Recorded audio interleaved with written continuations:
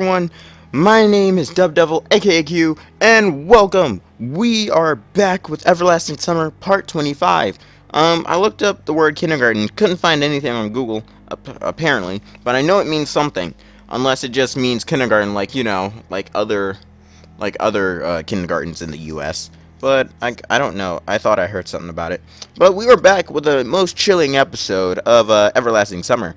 So, last time we had an indecisive choice on who to take with me. I picked Yelena, but now it feels like we're just gonna go alone. So unless I went alone, unless I said I'd go alone, I guess. But I have to look back on that. But I think I picked Yelena. I definitely think I picked Yelena. Um, but we're going alone for some reason. So, yeah. Now we're gonna go through the creepy corpse party like house. Yeah. So let's get into this and let's do it.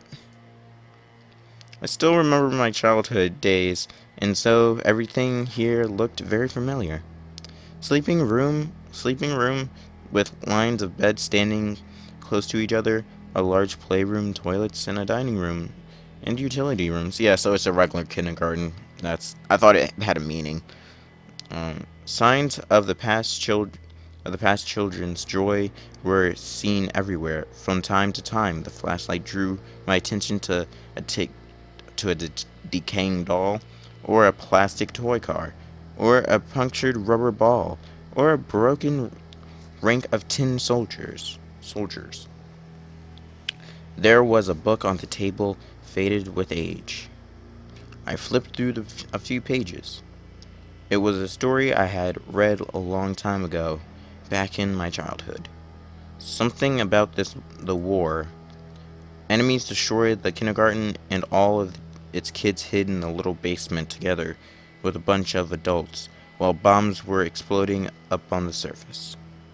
I don't remember the end of the story, but as far as I remember, nobody died. Looking at the illustrations, all the emotions, fear, sadness, sympathy for the poor children, and the sense of hopelessness which I had experienced while reading this book came over me. It's strange that under exactly these conditions, right here and now, that I found this book. Probably there is somebody who manages the ongoing story, who writes the scenario for the observed play, who sues customs for the local pioneers and creates sets like this abandoned camp. To tell the truth, he is very talented. Attention is paid to even the most minor of details. Although this place was abandoned a long time ago, everything has seemed to be untouched. Of course, time didn't spare this camp. In so many years, it have often been visited by the locals. A perfect place for young people just hitting puberty. They could drink alcohol, indulge in amorous pleasures, or simply burn everything down just for fun. Electronic mentioned this place was full of legends. Legends of ghosts and devils living here. Take, for example, the story about the camp leader who committed suicide. In my world, nobody would it believe that this could stop somebody. But in this reality, anything is possible. Certainly the fear didn't disappear, but I decided that since I'd come here, I was going to carry on to the end. The building was small, so it wasn't difficult to search it completely, but I didn't find any sign of Shriek. Maybe I should just call out to him. But one but on the other hand, maybe that's not such a good idea.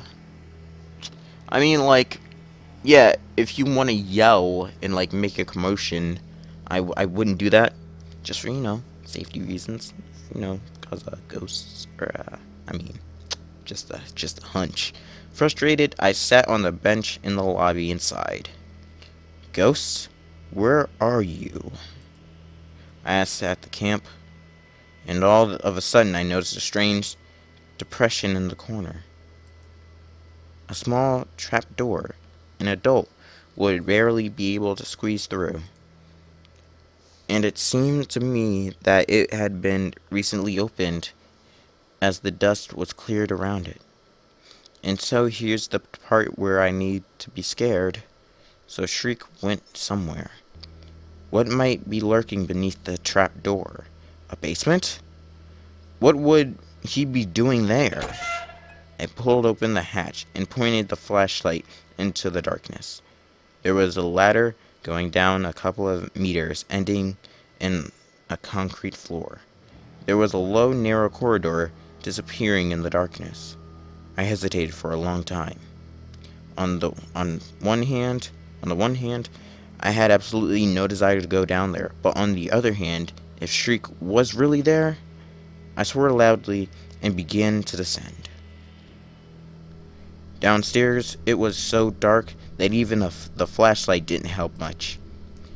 A low ceiling, wires extending along the walls, broken lamps clad in iron bars. I've all seen it all somewhere.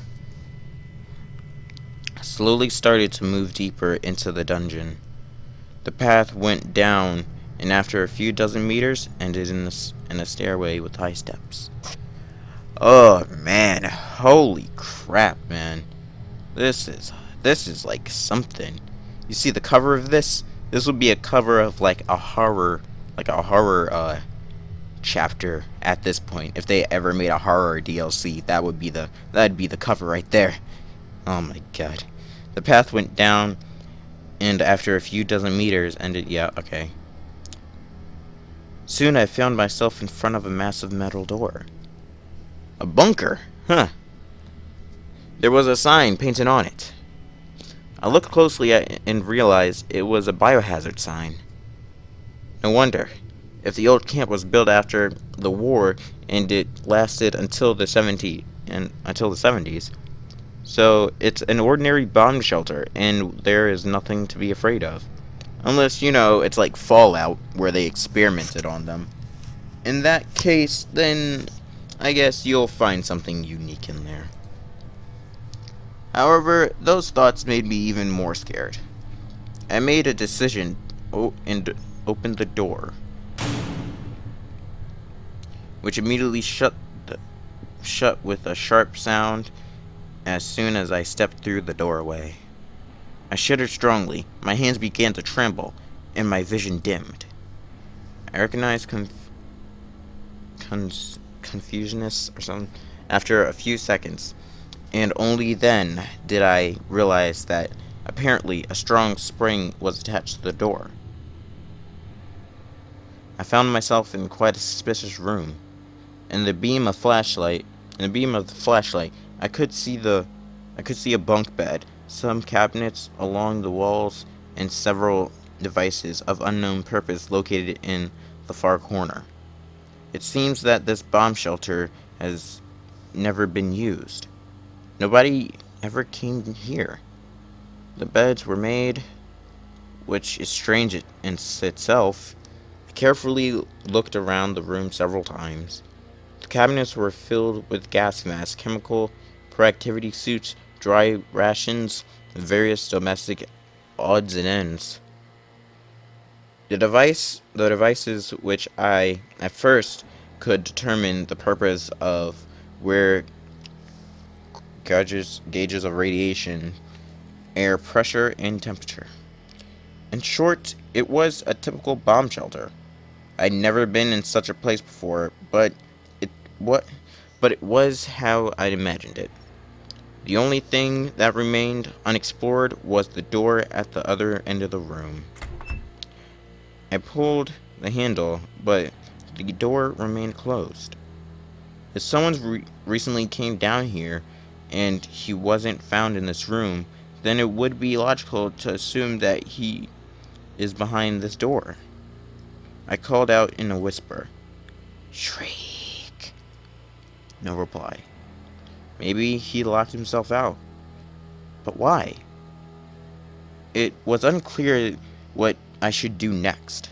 Perhaps it would be smarter to come back tomorrow with help, but for some reason I had a feeling that behind this door I would find answers that can't wait to be found.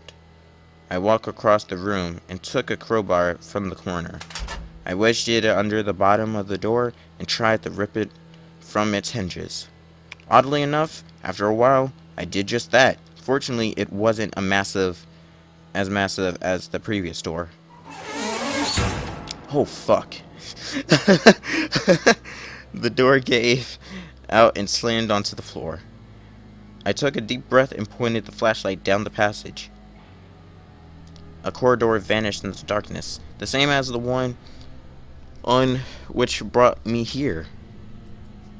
Oh god, what are we gonna find here? The walls were closing in my head, almost touched the ceiling, but I could not make out the end of the corridor. I walked carefully, looking at the ground. This is the reason that I did not fall into the pit.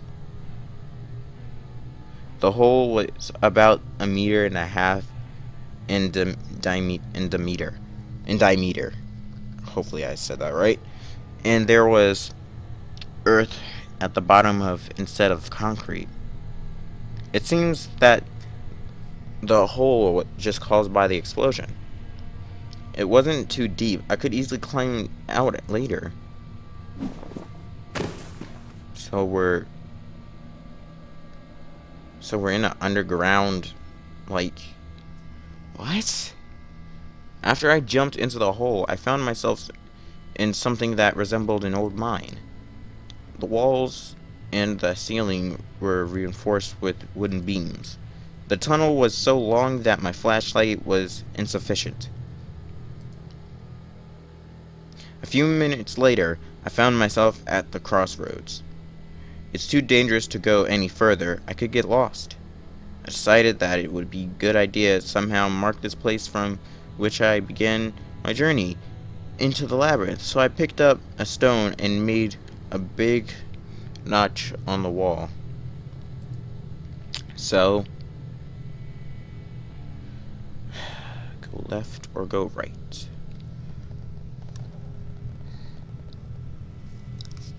The ultimate decision in life. Go left or go right.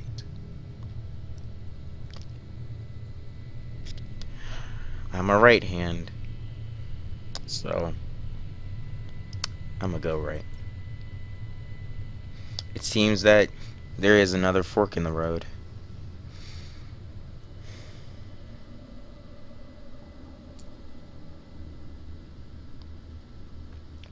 So I went right. I'm gonna write this down in my head. I went right. So then left.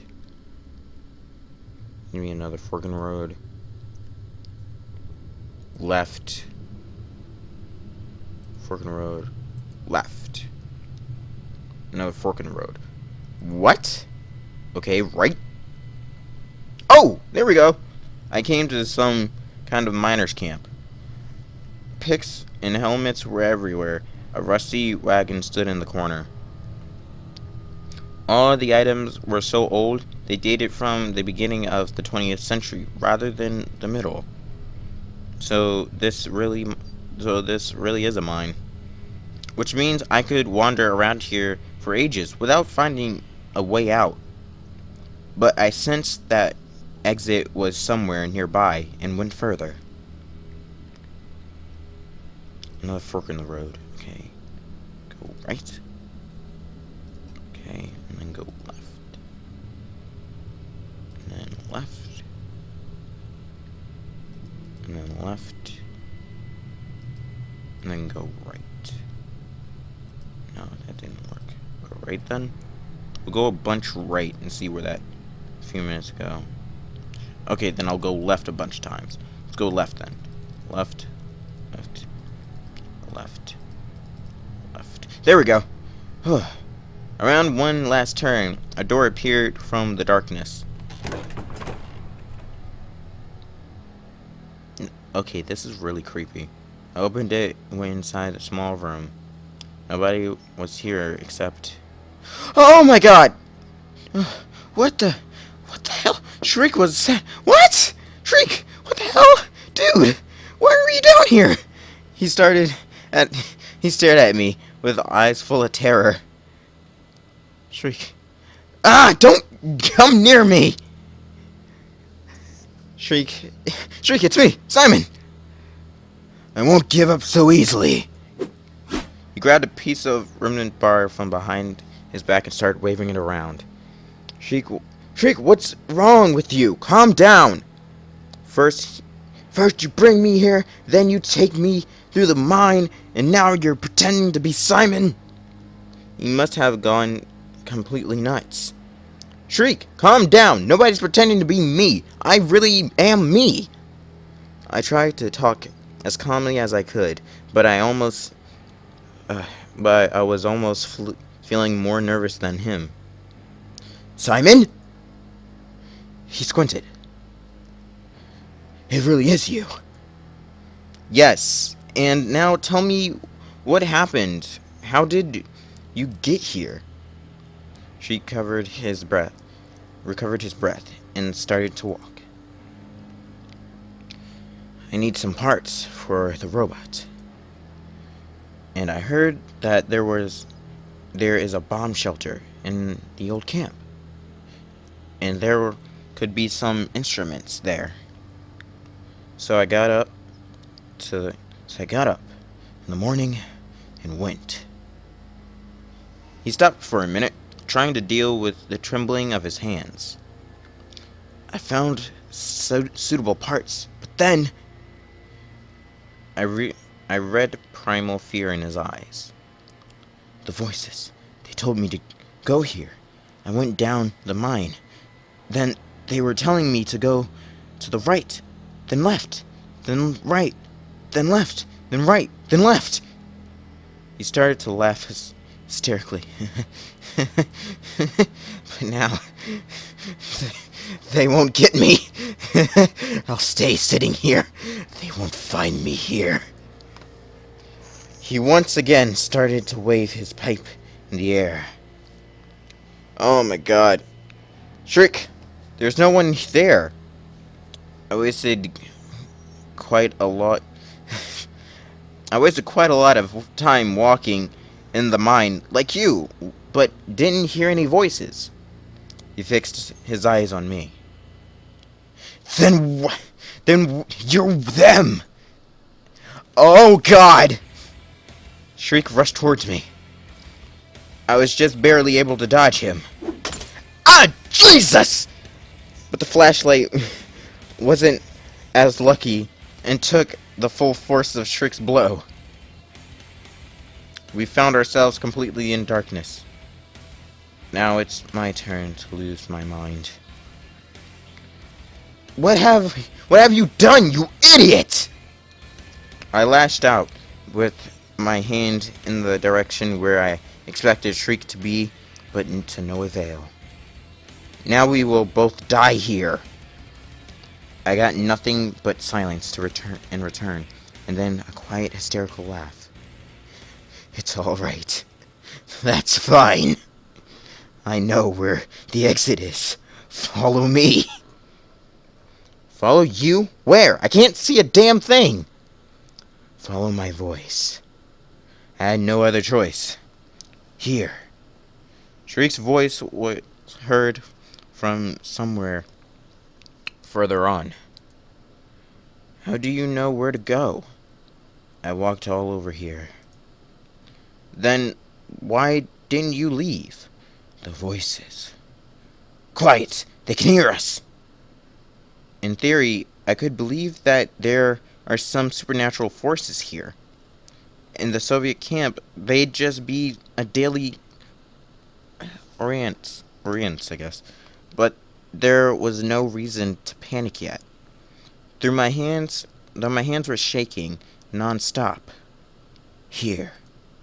I slowly followed his voice and eventually lost track of time. We could have been roaming for a few minutes, or a few hours. Finally, a dim light appeared in the distance. We're here. We reached the wall. The way towards freedom, and blocked by a lattice on the ceiling. I pulled myself up, recognized the square, and from bits in the landscape I could see. Lift me up! Shriek obediently followed my request. I started to hit the grating with the fist so hard that at few strikes my arms were all covered in blood. But in return, the grating gave way and pushed open. Ah!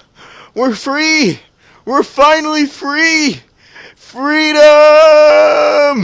Oh my gosh.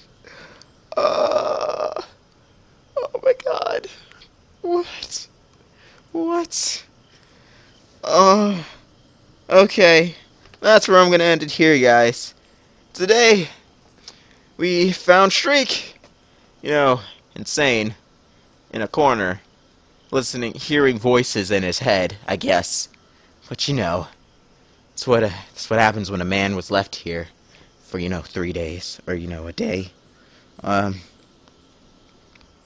But we're free, and and so that's where we're gonna end it here. That part, it kind of freaked me out. Suddenly, it confused me, freaked me out, and just kind of freaked me out, and it really like made me sorry for him because we left him down here all that time, not knowing that he could have been like dead or alive. We just totally guessed and we just went with it. We like literally went inside and guessed if he was in there, and yet sure enough he was in there. So I like that. I like how they put a twist on that. Everything's doesn't have to be funny or dramatic, but they put another element into it, which is like wondering and just like mysterious things or adventuring into the unknown and not knowing how you're gonna get out. Yeah, so they put a little nervous or scarce element into it, and I think that's cool. I like it. surely got me kind of weirded out by this, but that's it. That's all for today. All these episodes and the 5th episode will be posted all together, so hopefully you like that. So that's about it. Hopefully you enjoyed as much as I did. I know I did because of this. Like, comment, and subscribe if you want to see more upload videos. Some may be random, some may be of a series that I think of in between Everlasting Summer. So just keep a watchful eye for that. I might go back to Mad Father. Who knows? Because that's gone in the wind. Unless y'all want me to finish that. I don't even know if y'all saw my previous videos, but unless you want me to finish Mad Father, I will finish Mad Father. But I have to play it all over again. Like I said, my computer, it got a new upgrade to it, so it's a Windows 10, so it deleted, so the repair guy deleted everything off, which I told him to, because I don't want everything to be on here, so I want to make a clean slate. So that'll be it. Thank you guys so much for watching. Hopefully you'll like it as much as I did. Thanks for the help with the Russian words. And thanks for just all the support on this, series. My name is Dubdevil, aka Q, and I am out. Peace.